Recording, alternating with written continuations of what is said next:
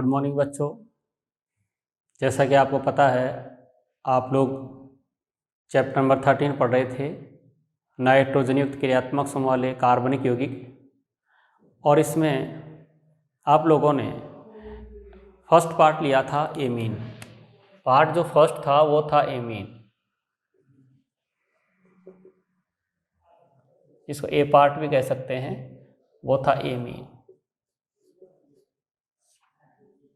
Amine था, और इस एमीन में वर्गीकरण, नामकरण, इसके बनाने की विधियां और भौतिक गुणों का अध्ययन आपने कर लिया था। इसमें अब हमारे को देखना है एमीन की क्षारीय सामर्थ्य। तो बच्चों, आज हम डिस्कस करने वाले हैं एमीन का क्षारीय सामर्थ्य। बेसिक स्ट्रेंथ, क्षारीय सामर्थ्य,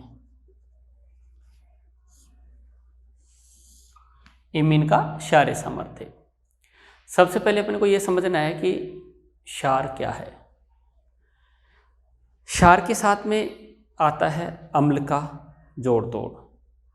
अम्ल और क्षार को अपन एक साथ पढ़ते हैं, ठीक है, समझ रहे हो। अम्ल का उल्टा होता है क्षार। अगर आपको याद हो कि अम्ल क्षार क्या है, तो 11th में आप आयनिक साम्य में चले जाइए। आप वहाँ आप देखेंगे कि अम्ल को समझाने के लिए, क्षार को समझाने के लिए अलग अलग संकल्पनाएं आई थी। ऑर्नियस की अवधारणा आई थी, ब्रॉन्स्टेड लोरी की अवधारणा आई थी, और लुईस की अवधारणा आई थी, और वो अपने दिमाग में होनी चाहिए। ऑर्नियस ने, जो मैं कह रहा हूँ सुन लीजिए, आपको ये आना चाहिए पहले से। ऑर्नियस ने कहा था कि कोई भी यौगिक जो जलीय विलयन में H+ देता है वो अम्ल होता है, जो OH- देता है वो क्षार होता है। ठीक बात। अगर इनके हिसाब से देखा जाए तो मेरे पास जो एमीन है, ये एमीन, ये H+ और OH- देने लेने के आधार पर नहीं समझाया जा सकता। एमीन जो है वो क्षार होते हैं, एमीन जो है क्षार हैं, और ये OH नहीं देंगे, ये तो नहीं देगा टूटने पर। तो ये वाली कहानी थी ऑर्नियस की। फिर थोड़ा मॉडिफाई होकर ब्रॉन्स्टेड लोरी आया। ब्रॉन्स्टेड लोरी ने कहा कि कोई भी यौगिक जो किसी भी विलयन में H+ देता है वो अम्ल होता है, और जो H+ लेता है वो क्षार होता है। ये समझाया जा सकता है। देखिए, इसके पास H+ देने की कैपेसिटी नहीं, इसके पास H+ लेने की कैपेसिटी है। और ब्रॉन्स्टेड लोरी ने क्या कहा, जो H+ लेता है वो क्षार होता है। तो ब्रॉन्स्टेड लोरी से अच्छे से समझाया जा सकता है। क्लियर। दूसरा, लुईस ने कहा था कि अगर किसी का अष्टक पूरा है और वो लोन पेयर दे सकता है, यानी इलेक्ट्रॉन दे सकता है, तो फिर वो क्षार होता है। यानी इलेक्ट्रॉन धनी जो कि अपना लोन पेयर दे सकता है, क्षार होता है। तो इसको ब्रॉन्स्टेड लोरी से समझाया जा सकता है, इसको लुईस से समझाया जा सकता है। तो हम यहाँ ज़्यादा अच्छे ब्रॉन्स्टेड लोरी का यूज़ करेंगे या फिर लुईस का भी यूज़ करेंगे, और इसके आधार पर समझाएंगे कि जो जितनी आसानी से H+ लेगा वो उतना अच्छा क्षार होगा, जिसके पास यहाँ इलेक्ट्रॉन की उपलब्धता जितनी ज़्यादा होगी वो उतना ही क्षार होगा। ये कहते हैं ब्रॉन्स्टेड लोरी तथा लुईस अवधारणाएं। तो पहली बात आपकी ये समझ में आ जाना चाहिए कि ये क्षार है, ठीक है। तो देखिए, इसको और समझाने की कोशिश करते हैं। मेरे पास RnH2, इसके पास लोन पेयर है, मैं इसको जल में मिलाया। मुझे पता है जल में ये क्या देगा, यहां से H+ लेगा, RnH3+ और OH-। इस टाइप से विलयन में OH- की उपस्थिति बढ़ जाएगी, और OH- की उपस्थिति बढ़ जाएगी। ये समझना ही है यहां। देखो, अब आप इसके लिए देखिए, वापस से अगर ये इधर आएगा तो ये इधर जाएगा, इसके लिए आप कहेंगे के इक्विलिब्रियम लिखना चाहें तो क्या लिखेंगे, RnS3 प्लस OH माइनस, और यहां हो जाएगा RnH2। यहां पर क्या जाएगा, H2। ठीक है, यहां आप देखिए के equilibrium H2O RnS3 OH minus upon, ये आपको एग्जाम में कभी नहीं लिखना पड़ेगा, बोर्ड एग्जाम में आपको ये कभी, राजस्थान बोर्ड में ये लिखने की जो नौबत आपको नहीं आएगी, मैं तो समझा रहा हूं। तो यहां पर क्या कह सकता हूं कि इसको कहते हैं क्षार का अपघटन, तो KB कहते हैं इसको, और ये जाता है RnS3 plus OH minus RnS2।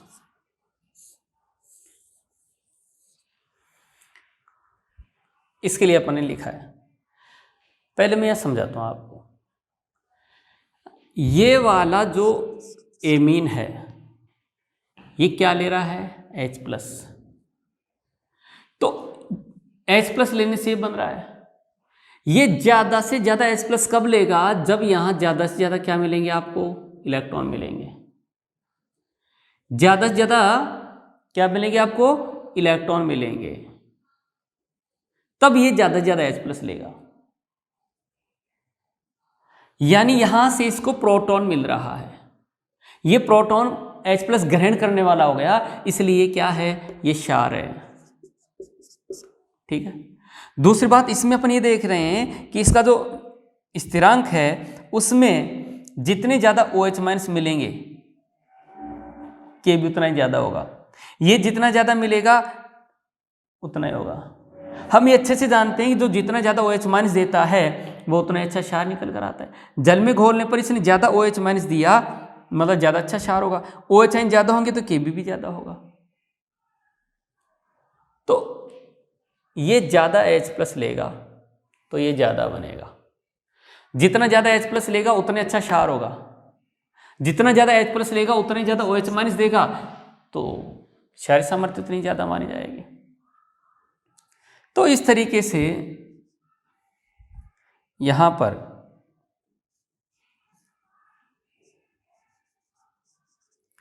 पर हम ये कह देते हैं कि किसी भी एमीन का जो क्षारीय सामर्थ्य है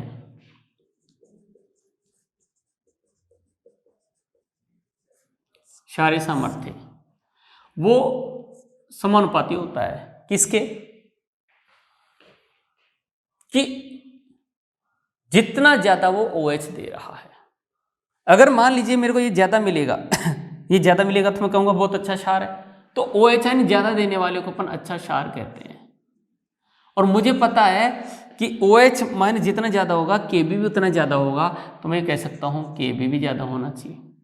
और हम ये अच्छे से जान चुके हैं कि माइनस लोग OH POH होता है, तो जितना ज्यादा OH माइनस की सांद्रता, जितनी ज्यादा OH माइनस की सांद्रता होगी उसका POH उतना ही कम होगा। ये आपको आयनिक समय में पढ़ाया हुआ भाई 11th में। ये Kb जितना ज्यादा होगा इसका pKb उतना ही कम होगा। और मुझे पता है POH कम होता है तो pH ज्यादा होती है, तो जिसकी pH ज्यादा होती है, जिसकी pH ज्यादा होती है वो उतना अधिक क्षारीय होता है। ये इस तरीके से समझने का था। अब आप लोग ये नहीं समझ पा रहे हो तो फिर मैं आपको बताता हूं। वो क्वेश्चन ऐसे पूछेगा कि निम्न में एमीन का क्षारीय सामर्थ्य बताइए, कौन अच्छा क्षार है, तो जिसके पास यहाँ इलेक्ट्रॉन ज्यादा मिलेंगे वो उतना अच्छा क्षार होगा। क्यों, क्योंकि जितना ज्यादा इलेक्ट्रॉन मिलेगा H प्लस यहां से ज्यादा आएगा। भाई क्षार क्या है, क्षार है जो H प्लस लेता है, क्षार वो है जो H प्लस लेता है, तो ये H प्लस यहां ले रहा है तो अच्छा क्षार हो गया। अब यहां H+ क्यों ले रहा है? क्योंकि यहां इलेक्ट्रॉन ज्यादा मिल रहे हैं। अब अगर यहां कोई इलेक्ट्रॉन देने वाला हो, अगर यहां कोई इलेक्ट्रॉन देने वाला हो तो इलेक्ट्रॉन ज्यादा मिलेंगे, ज्यादा मिलेंगे तो अच्छा क्षार हो जाएगा।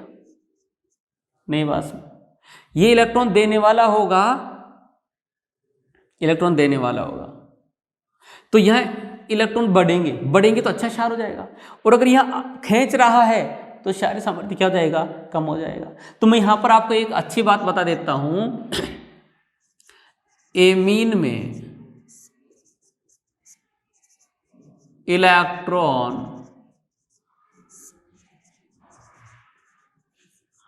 आकर्षी समूह, आकर्षित समूह, क्षारीय सामर्थ्य, क्षारीय सामर्थ्य, क्षारीय सामर्थ्य को, क्षारीय सामर्थ्य को घटाते हैं। बात समझ में आ गई? आकर्षित मतलब इलेक्ट्रॉनों को अपनी ओर खींचने वाला। जब खींचेगा तो ये इलेक्ट्रॉन कम मिलेंगे, जब ये इलेक्ट्रॉन कम मिलेंगे, जब इलेक्ट्रॉन यहाँ कम मिलेंगे तो H+ कम लेगा। इसका मतलब इलेक्ट्रॉन प्रतिकर्षी, इलेक्ट्रॉन धकेलने वाला क्षारीय सामर्थ्य को बढ़ाएगा। यस, अब इसको उल्टा कह देंगे कि इलेक्ट्रॉन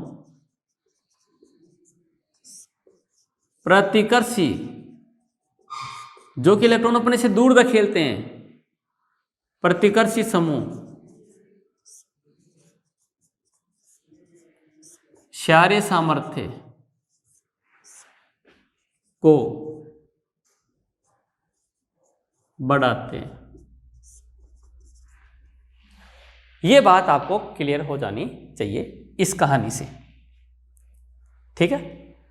ये एक पॉइंट। अब दोनों में से एक याद रखो आप तो दूसरा अपने आप याद रह जाएगा। जब आकर्षी घटा रहा है तो प्रतिकर्षी सीधी सी बात है बढ़ाएगा। यस, अब हम आपको बताते हैं एमीन में क्षारीय सामर्थ्य को प्रभावित करने वाले दो मुख्य कारक हैं, एक प्रेरणिक प्रभाव और दूसरा विलायकन प्रभाव। एमीन की क्षारीय सामर्थ्य को प्रभावित करने वाले दो मुख्य कारक हैं, एक प्रेरणिक प्रभाव और दूसरा विलायकन प्रभाव। ठीक है, पहला मैं आपको बताता हूं प्रेरणिक प्रभाव। ठीक है, एमीन की क्षारीय सामर्थ्य को, एमीन की क्षारीय सामर्थ्य को दो कारक मुख्य रूप से यहां प्रभावित करेंगे, एक प्रेरणिक प्रभाव और दूसरा विलायकन प्रभाव। तो पहला मैं आपको सिखाता हूं, ये ले लेता हूं, प्रेरणिक प्रभाव के आधार पर एमीन का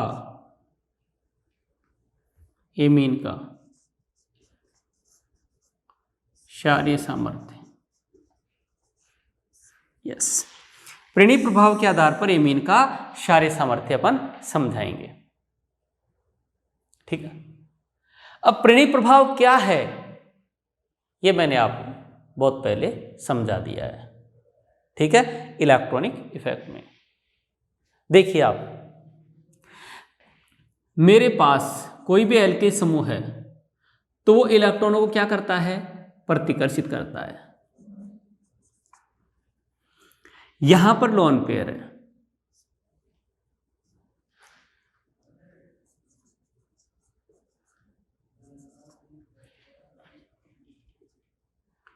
ये मेरे पास 1 डिग्री एमीन आ गया, ये 3 डिग्री एमीन है, ये 2 डिग्री एमीन है, 1 डिग्री एमीन है, और ये कौन है? अमोनिया। ठीक, मैंने ये कहा था कि इस नाइट्रोजन पर इलेक्ट्रॉन की उपलब्धता जितनी ज्यादा बढ़ेगी, इस नाइट्रोजन पर इलेक्ट्रॉन की उपलब्धता जितनी ज्यादा बढ़ेगी उसका क्षारीय सामर्थ्य उतना ही ज्यादा निकल कर आएगा। इस नाइट्रोजन पर इलेक्ट्रॉन की उपलब्धता जितनी ज्यादा बढ़ेगी उसका क्षारीय सामर्थ्य उतना ही ज्यादा निकल कर आएगा। ये वाला समूह मुझे पता है एल्किल है, एल्किल समूह इलेक्ट्रॉन प्रतिकर्षी होता है, प्रतिकर्षी है तो यह इलेक्ट्रॉन की उपलब्धता को क्या करेगा? बढ़ाएगा। इलेक्ट्रॉन की उपलब्धता बढ़ जाएगी यहां 3 एल्किल समूह इलेक्ट्रॉन की उपलब्धता बढ़ा रहे हैं, यहां 2 एल्किल समूह इलेक्ट्रॉन की उपलब्धता बढ़ा रहे हैं, यहां एक ही एल्किल समूह इलेक्ट्रॉन की उपलब्धता बढ़ा रहा है और यहां उपलब्धता को बढ़ाने वाला एक भी समूह नहीं है। तो इस कैलकुलेशन से हम ये कहेंगे कि यहां इलेक्ट्रॉन सबसे ज्यादा मिलेंगे प्रोटॉन को, इसीलिए इसका क्षारीय सामर्थ्य सबसे ज्यादा माना जाएगा, ये वाला। समझ में आई बात? लेकिन ये कब?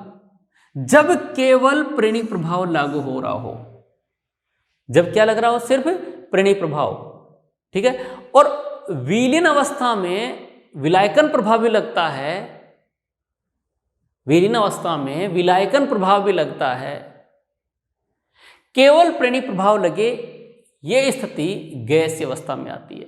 तो ये वाली जो कंडीशन है वो किस में बताई जाएगी? गैसीय अवस्था।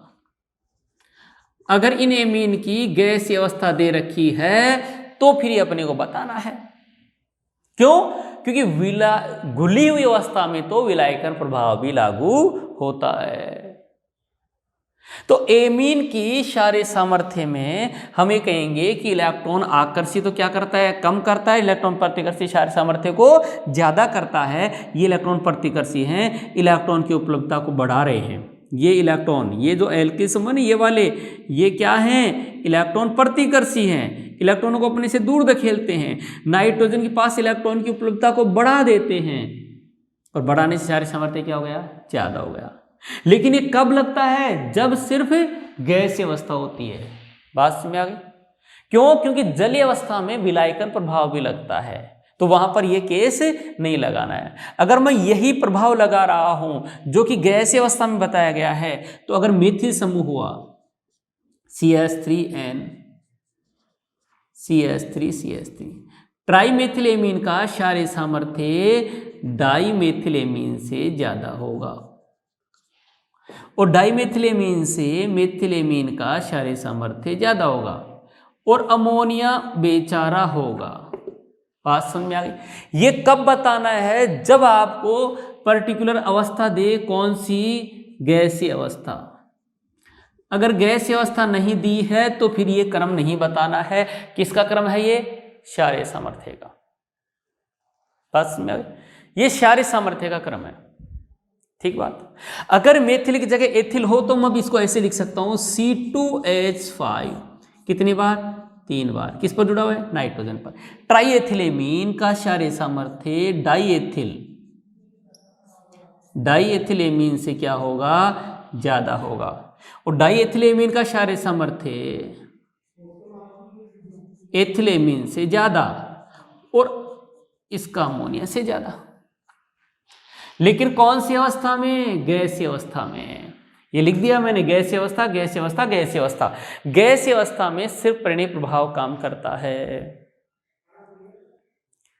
तो याद रखना, गैसीय अवस्था में एल्किल समूह का जो प्रेरणिक प्रभाव है वही डोमिनेट होता है। इसलिए इस कंडीशन में 3 डिग्री का क्षारीय सामर्थ्य ज्यादा होता है, 2 डिग्री उससे कम, 1 डिग्री उससे कम, और अमोनिया का सबसे कम होता है।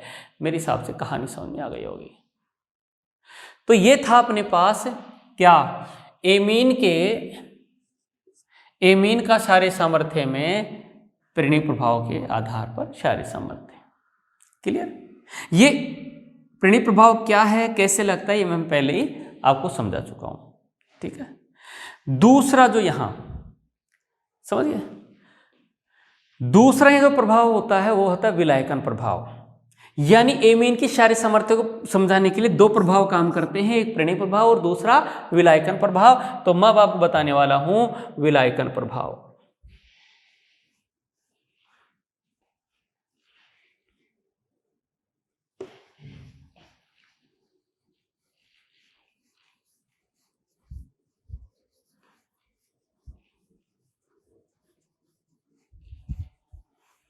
विलायकन प्रभाव बच्चों विलीन अवस्था में काम करता है। अब मैं इसको यहां से हटाऊंगा भाई।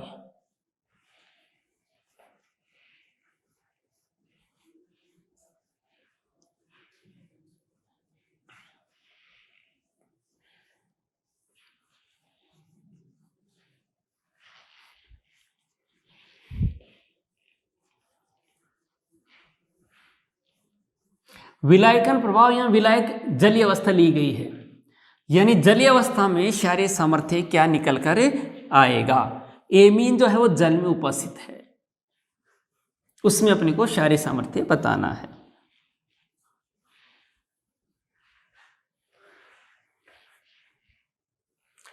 एमीन के क्षारीय सामर्थ्य को समझाने के लिए दूसरा जो कारक है वो क्या ले रहे हैं हम, विलायकन प्रभाव।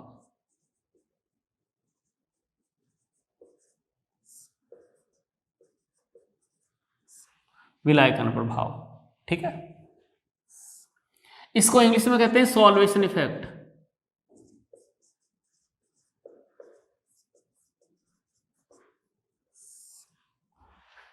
सॉल्वेशन इफेक्ट, इसमें क्या होता है, जो एमीन या अमोनिया है उसमें उसको जल में घोला गया है। देखो कैसे,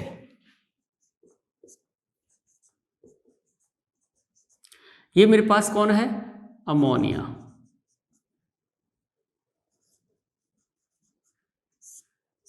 अमोनिया, ठीक है। आप जलीय अवस्था में प्रोटॉन मिलाए, समझे। अब मुझे पता है कि ये क्षार क्यों होगा, क्योंकि ये प्रोटॉन लेता है, प्रोटॉन लेने वाला क्षार होता है, तो यहां से प्रोटॉन ले लेगा, लेकर क्या बनाया, HN,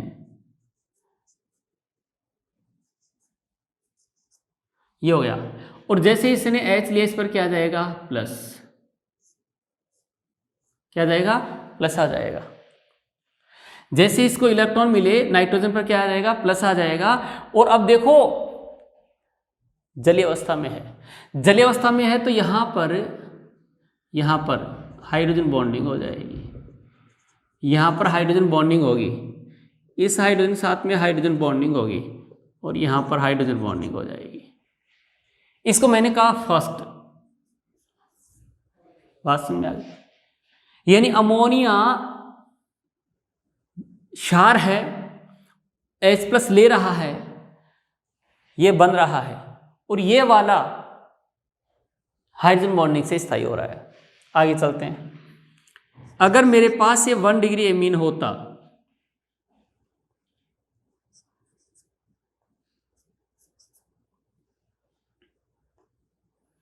वन डिग्री एमीन, तो ये क्या करता भाई, H+ लेता और क्या बनाएगा, RN, यहां भी H आ गया, यहां भी H और यहां भी H। अब देखो यहां पर प्लस आया, जल में घोला हुआ है, जलीय अवस्था में यहां हाइड्रोजन बॉन्डिंग करेगा, ये यहां पर हाइड्रोजन बॉन्डिंग करेगा, हाइड्रोजन बॉन्डिंग किया, ये 2 नंबर बन गया, ठीक है। अपने पास ये है R 2 degree amine,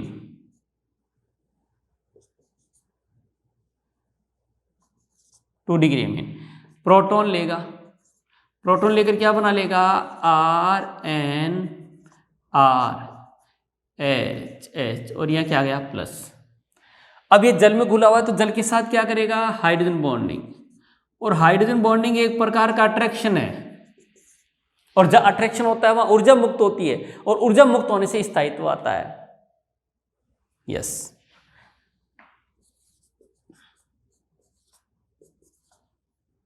plus H+,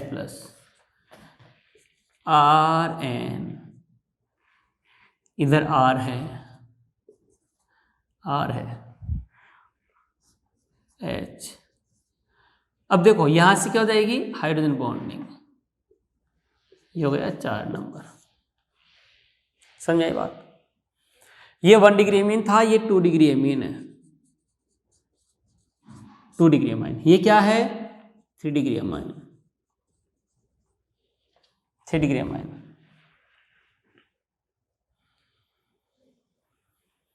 क्या हुआ जब एमीन जल में था, जब एमीन जल में था, H+ लिया, लेने के बाद जो बना वो हाइड्रोजन बॉन्डिंग करना है। हाइड्रोजन बॉन्डिंग में, बॉन्डिंग क्या एक अट्रैक्शन है, उस अट्रैक्शन में ऊर्जा मुक्त हो रही है, उस अट्रैक्शन में क्या मुक्त हो रही है? ऊर्जा मुक्त हो रही है। नहीं बस, और ऊर्जा मुक्त होने से स्थायित्व ज्यादा आता है। इस वाले ने H+ लिया तो 4 हाइड्रोजन बॉन्डिंग हो रही है, इसने जब H+ लिया तो 3 हाइड्रोजन बॉन्डिंग हो रही है, इसने H+ लिया तो 2 हाइड्रोजन बॉन्डिंग हो रही है, इसने H+ लिया तो 1 हाइड्रोजन बॉन्डिंग हो रही है। और हाइड्रोजन बॉन्डिंग क्या कर रही है? उसको स्थायित्व प्रदान कर रही है। तो बताइए ज्यादा स्थायी कौन सा हुआ? फर्स्ट वाला हुआ। अगर इनकी स्टेबिलिटी की बात करें, इनके स्थायित्व की बात करें, स्थायित्व की बात करें तो फर्स्ट वाला ज्यादा, सेकंड वाला उससे कम, थर्ड वाला उससे कम और फोर्थ वाला उससे भी कम। ये स्थायित्व क्रम निकल कर आया। बात समझ में आ रही? तो अगर स्थायित्व की बात करें तो ये सबसे ज्यादा स्थायी है, ये सबसे कम स्थायी है। जो ज्यादा स्थायी है वो ज्यादा बनता है, समझ रहे हो? जो ज्यादा स्थायी है वो ज्यादा बनता है, ये ज्यादा बनेगा। ये ज्यादा कब बनेगा? जब ये ज्यादा H+ लेगा। समझ में आ गई होगी? जब ये ज्यादा H+ ले रहा है, ये कम H+ ले रहा है। क्यों? क्योंकि ये कम स्थायी है, कम स्थायी है। नजर आ रहा है क्या ये? हाँ, ये कम स्थायी है, फोर्थ नंबर कम स्थायी है, कम बनेगा। कम बनेगा मतलब स्थिर डिग्री एमी ने कम H+ लिया, और जो कम H+ लेता वो कम क्षारीय है। इसने H+ ज्यादा लिया है तो ये ज्यादा क्षारीय है। तो ये जो विलायकन प्रभाव है वो क्या कह रहा है? वो विलायकन प्रभाव ऐसे कह रहा है, वो विलायकन प्रभाव ऐसे कह रहा है कि अमोनिया सबसे अच्छा क्षार होना चाहिए एमीन से भी, और एमीन में भी 1 डिग्री एमीन 3 डिग्री एमीन से अच्छा क्षार होना चाहिए, ऐसे कह रहा है वो। नहीं आई बात समझ में? तो अब आप ही बताइए, विलायकन प्रभाव के आधार पर सबसे अच्छा क्षार कौन हुआ? अमोनिया। उससे कम 1 डिग्री, उससे कम 2 डिग्री, उससे कम 3 डिग्री। अब ये तो भैया मामला ही गड़बड़ हो गया। प्रेरणिक प्रभाव ये कहता है कि ये सबसे अच्छा क्षार है। सर तो गैस अवस्था में, अरे भैया प्रेरणिक प्रभाव गैस अवस्था में नहीं, वो तो हमेशा लगा हुआ रहता है, क्योंकि इस पर जुड़ा हुआ है एल्किल समूह, और जुड़ा हुआ है तो हमेशा इलेक्ट्रॉन इसकी तरफ धकेलेगा। ध्यान दीजिए, इलेक्ट्रॉनों को इसकी ओर धकेलेगा। जब इलेक्ट्रॉनों को इसकी ओर धकेलेगा, समझ रहे हो, जब इलेक्ट्रॉनों को इसकी ओर धकेलेगा तो यहाँ इलेक्ट्रॉन ज्यादा आएंगे, ज्यादा आएंगे तो इसका क्षारीय सामर्थ्य ज्यादा होना चाहिए। कॉन्ट्रावर्सी मामला हो गया। विलायकन प्रभाव कहता है सबसे अच्छा क्षार ये, और प्रेरणिक प्रभाव कहता है ये वाला। क्यों? क्योंकि विलीन अवस्था हो चाहे गैस अवस्था हो, प्रेरणिक प्रभाव तो उसमें लगेगा, क्योंकि ये तो समूह का प्रभाव है। समझे? जबकि गैस अवस्था में विलायकन प्रभाव नहीं लगता है। तो अब आपकी कहानी समझ में आ गई होगी क्या, कि विलायकन प्रभाव और प्रेरणिक प्रभाव एक दूसरे के विपरीत चल रहे हैं। वो कहता है विलायकन प्रभाव ये सबसे अच्छा क्षार। क्यों? क्योंकि भाई H+ लेने के बाद ज्यादा हाइड्रोजन बॉन्डिंग होने से ज्यादा स्थायी बन रहा है, जो ज्यादा स्थायी होता है वो ज्यादा बनेगा, मतलब इसने ज्यादा H+ लिए हैं, ये कहता है विलायकन प्रभाव। और प्रेरणिक प्रभाव क्या कहता है? इसमें कोई एल्किल समूह नहीं है, इलेक्ट्रॉन देने वाला है ही नहीं, जबकि इसमें 3 इलेक्ट्रॉन देने वाले हैं, इसलिए सबसे अच्छा क्षार होना चाहिए। भाई साहब दोनों लड़ गए, दोनों लड़ गए। कौन कौन? प्रेरणिक प्रभाव और विलायकन प्रभाव। फिर समझाता हूं, प्रेरणिक प्रभाव कहता है मैं चाहे गैस अवस्था हो चाहे प्रेरणिक प्रभाव हो, गैस अवस्था हो चाहे विलीन अवस्था हो, मैं तो लगता ही रहूंगा भी अणु में, मैं तो लगता ही रहूंगा। बस ये बात जरूर है कि जब गैस अवस्था होती है ना तो विलायकन प्रभाव नहीं लगता है, सिर्फ गैस अवस्था लगती है, इसलिए उसको गैस अवस्था के आधार पर समझा दिया था पहले। नहीं बात अब भाई सब गम आसान हो गया। विलायकन कहता है ये सबसे अच्छा क्षार, और प्रेरणिक प्रभाव कहता है साहब ये सबसे अच्छा क्षार। तो आप आए, आप फिर बोले कि भाई लड़ो मत, लड़ो मत, आप न्याय संगत बात करो, ठीक है कि नहीं? ना तो तुम ना तुम, ठीक है कि नहीं। अब कोई और ही होगा सबसे अच्छा क्षार। कैसे होगा, सुनो, एक कहानी सुनाता हूँ। आर्मी में जब जाते हैं ना, भर्ती निकलती है ना आर्मी की, तो वहाँ पर क्या देखा जाता है, वहाँ के लिए प्रोसेस होता है, रिटर्न होता है, फिजिकल होता है। अब देखो आप सब रिटर्न हुआ और रिटर्न में एक बच्चे ने टॉप किया। रिटर्न में तो उसने टॉप किया, लेकिन जब फिजिकल हुआ तो पता चला कि वो तो 44.5 किलो का ही है। मतलब इतना ही है कि दुश्मन फूंक मारी तो उड़ जाएगा। तो क्या आर्मी वाले उसको लेंगे क्या? बोले ना ना ना ना, इसका तो फिजिकली खत्म है, इसको नहीं ले सकते। दिमाग है लेकिन वहां लड़ने के लिए बंदूक भी उठानी पड़ेगी। पता चला कि राइफल उठाया उससे पहले खुद उठ गया। अरे उठने का तो समझ गया, राइफल उठाने से पहले खुद ही उठ गया वो। तो भैया ये बताओ उसको आर्मी में लेंगे क्या? ना। दूसरी तरफ देखो आप, भैया हेल्दी फिजिकल में दुश्मन के फूंक मारे तो दुश्मन गायब, ऐसा हट्टा कट्टा, लेकिन रिटर्न में जीरो, यानी दिमाग से पैदल। अब क्या उसके वहां भर्ती में ले लेंगे, क्या आर्मी में भेज देंगे? नहीं। क्यों? क्योंकि इसके पास शक्ति है लेकिन दिमाग नहीं है।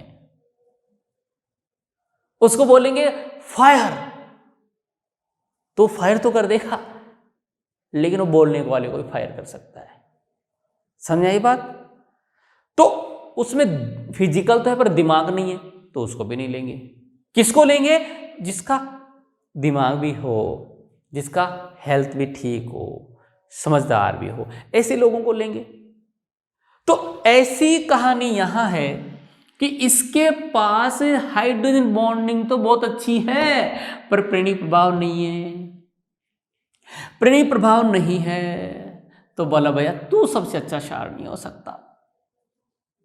इसके पास गए, बोले तेरे पास प्रेरणी प्रभाव तो धमाकेदार, प्रेरणी प्रभाव तो धमाकेदार लगा रहा, इलेक्ट्रॉन दे रहा है, पर हाइड्रोजन बॉन्डिंग बहुत कम है।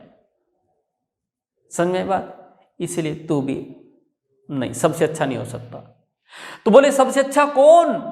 बोले देखो जी, जब 2 डिग्री Mn+ लेता है तो इसके पास 2 तो प्रेरणी प्रभाव वाले हैं और 2 हाइड्रोजन बॉन्डिंग है, दिमाग भी है, फिजिकल भी अच्छा है। दोनों का कॉम्बिनेशन बैठ गया, कॉम्बो बैठ गया। क्या हो गया? अच्छा क्षार हो गया। कौन अच्छा क्षार हो गया? 2 डिग्री एमीन। तो मैं ये कह सकता हूं कि विलयन अवस्था में या जलीय अवस्था में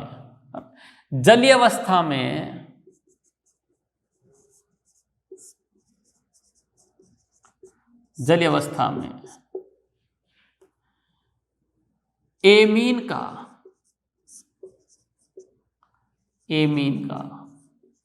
क्षारीय सामर्थ्य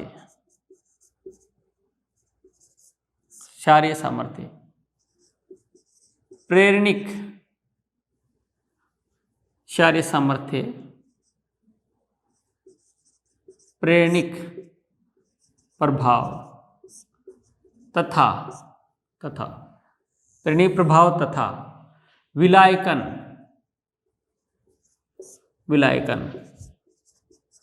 प्रभाव के आधार पर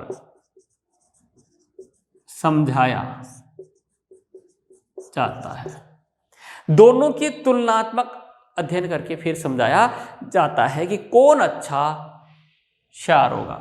तो देखो कौन अच्छा क्षार होगा? 2 डिग्री एमीन वाला। 2 डिग्री सबसे अच्छा होगा और सबसे बेकार कौन होगा? अमोनिया। क्यों? क्योंकि इसके पास प्रेरणी प्रभाव है ही नहीं, जबकि सबके पास प्रेरणी प्रभाव और हाइड्रोजन बॉन्डिंग दोनों है, इसीलिए ये तो अच्छे ही होंगे। सबसे बेकार कौन होगा? यहाँ अमोनिया। ये सबसे अच्छा होगा। क्यों? क्योंकि इसके पास 2 प्रेरणिक है और 2 हाइड्रोजन बॉन्डिंग है। अब रही बात, इन दोनों में लड़ाई होती है, ये कहता है मेरे पास 3 हाइड्रोजन बॉन्डिंग 1 प्रेरणिक, ये कहता है मेरे पास 3 प्रेरणिक 1 हाइड्रोजन बॉन्डिंग। तो इन दोनों में लड़ाई होती है, और इन दोनों की जो लड़ाई है वो इस बात पर डिपेंड करती है कि एल्किल समूह क्या है, इस बात पर डिपेंड करती है। जब मेथिल होता है तो ये वाला हाइड्रोजन बॉन्डिंग वाला लग जाता है, यानी ये वाला, यानी 1 डिग्री एमीन 3 डिग्री एमीन से ज़्यादा अच्छा होता है। और जब एथिल आता है तो ये वाला इसकी तुलना में ज़्यादा अच्छा हो जाता है। क्यों? क्योंकि इसका प्रेरणिक प्रभाव ज़्यादा डोमिनेंट हो जाता है। तो आगे चलिए, आप अगर इसको समझाया जाए तो आपके पास देखिए क्वेश्चन क्या है, मेथिलेमिन डाइमेथिलेमिन, सुन लो आप, मेथिलेमिन डाइमेथिलेमिन ट्राइमेथिलेमिन तथा अमोनिया में क्षारीय सामर्थ्य। क्लियर है? तो अगर इनमें ऑर्डर पूछता है तो आप क्या लिखेंगे कि CH3NH, CH3 2 डिग्री एमीन सबसे अच्छा क्षार होता है और अमोनिया सबसे बेकार होता है। क्यों? क्योंकि 2 डिग्री में दोनों अच्छे हैं। अब बात आ गई 1 डिग्री एमीन और 3 डिग्री में, तो जब मेथिल है तो 1 डिग्री वाला ज्यादा होगा और 3 डिग्री वाला उससे कम होगा। ये आपको बताना है, ये इनमें क्षारीय सामर्थ्य का क्रम है। क्या है ये? क्षारीय सामर्थ्य का क्रम। एग्जाम में उधर भी खेल के देगा और कहेगा क्षारीय सामर्थ्य क्रम बताइए, है ना?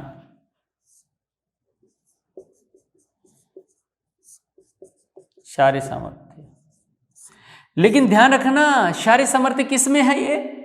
ये है जलीय अवस्था में।